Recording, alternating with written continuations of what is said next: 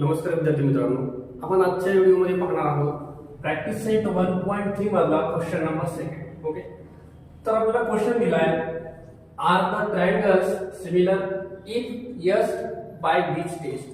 तुम्हाला इथं दोन ट्रायंगल दिलेत. एक आहे ट्रायंगल तुमचा पी क्यू आर आणि सेकंड ट्रायंगल आहे एल एम एल.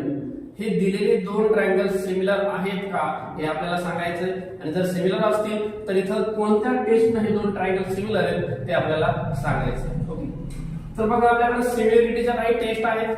त्याच्यामध्ये आपल्याकडं टेस्ट आहेत बघा, साइड साइड साइड, त्याच्यानंतर साइड अँगल साइड, त्याच्यानंतर अँगल अँगल अँगल किंवा अँगल अँगल. ओके, जर ही टेस्ट आपल्याला भेटली, दोन अँगल जर इक्वल येत असतील तर आपण तीन अँगल पाहायची गरजच नाही, आपण जास्त करून हीच टेस्ट वापरतो. ओके, तर ह्या टेस्ट पैकी कोणती टेस्ट या ठिकाणी आपल्याला वापरता येईल हे आपल्याला पाहावं लागतं. आता अँगलचा ना कन्सेप्ट नाही इथं काही, इथं कोणतेही अँगल इक्वल मध्ये दिलेला नाहीये. त्याच्यानंतर इथं पण अँगल आहे, इथं पण अँगलचा प्रश्न कुठंच इक्वल नाहीये, कुठेही अँगलचे तुम्हाला इक्वल मार्क दिलेले नाहीये. त्याच्यामुळे राहिली ही साइड साइड साइड टेस्ट. आता ही जी टेस्ट आहे का, ही टेस्ट इथं आपल्याला होती का आपल्याला बघावं लागणार आहे.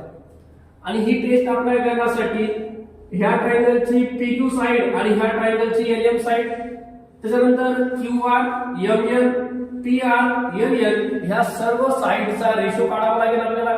करस्पॉन्डिंग साइडचा रेशो जर इक्वल येत असेल तर हे दोन triangle side side side test नुसार सिमिलर असतील. ओके, तर सुरुवातीला आपण याचे रेशो फाइंड आउट करू.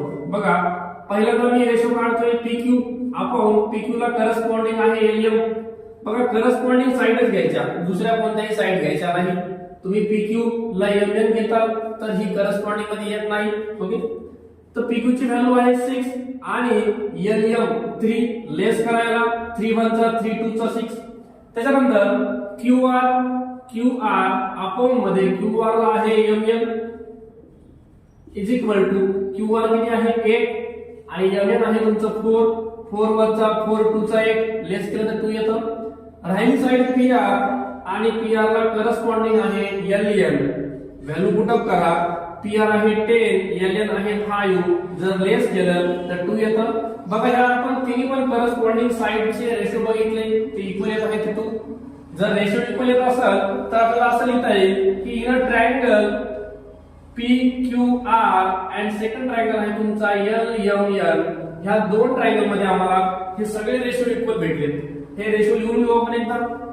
P Q upon L M is equal to Q R upon M N is equal to P R upon L N. Okay, हे जे ratio आहेत हे सर्व तिन्ही पण रेशो आपल्याला असे इक्वल मध्ये दाखवावे लागतील. ह्या दोन ट्रायंगल मध्ये हे रेशो इक्वल येत आहेत आणि ह्या ट्रायंगल मध्ये जर रेशो इक्वल येत असतील तर आपल्याला म्हणता येईल therefore triangle P Q R similar to triangle L M N.